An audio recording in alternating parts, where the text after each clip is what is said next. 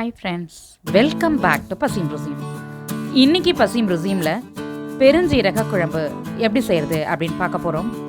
இந்த பெருஞ்சீரக குழம்பு ஒரு தனி சுவையாகவும் மணமாகவும் இருக்கும்.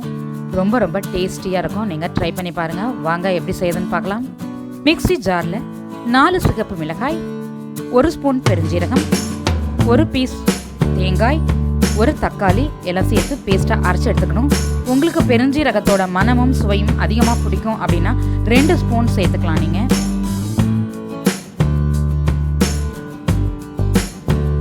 பாதி லெமன் சைஸுக்கு புளி எடுத்து கரைச்சி புளி தண்ணி ரெடி பண்ணிக்கணும். குழம்பு தாளிக்கிறதுக்கு 2 ஸ்பூன் நல்லெண்ணெய் சேர்த்துக்கிறேன்.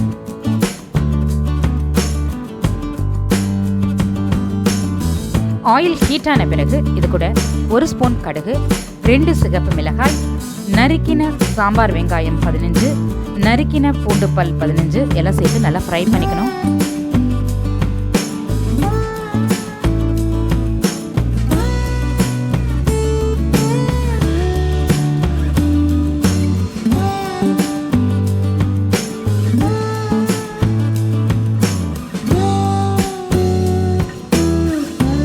இந்த அளவுக்கு வதங்கின பிறகு இது கூட நம்ம அரைச்சி வச்சிருக்க மசாலாவை சேர்த்து நல்லா வதக்கிக்கணும்.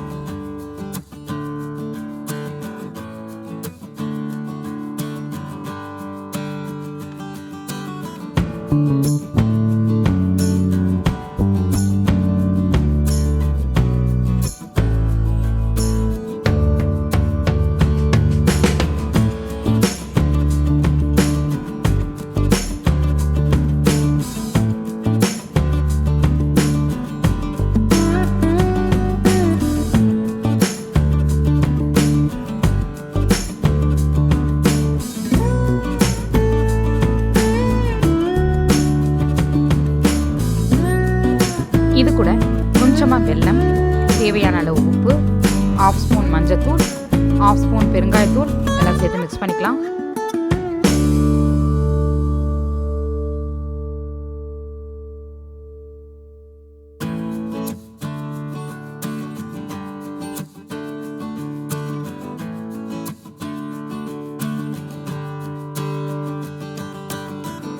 இது கூட நம்ம கரைச்சி வச்சிருக்க புளியும் 2 கிளாஸ் தண்ணியும் சேர்த்து கொதிக்க விடணும்.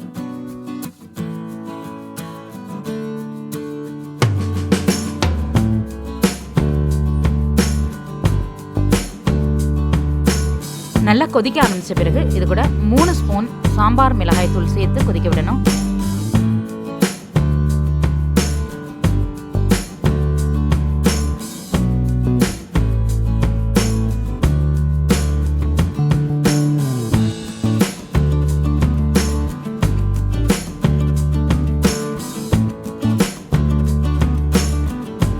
இந்த அளவுக்கு திக்கான பிறகு வெங்காயம் பூண்டு எல்லாம் நல்லா வெந்திருக்கும்.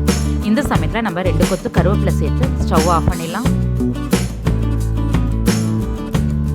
சூப்பரான பெருஞ்சீரக குழம்பு ரெடி.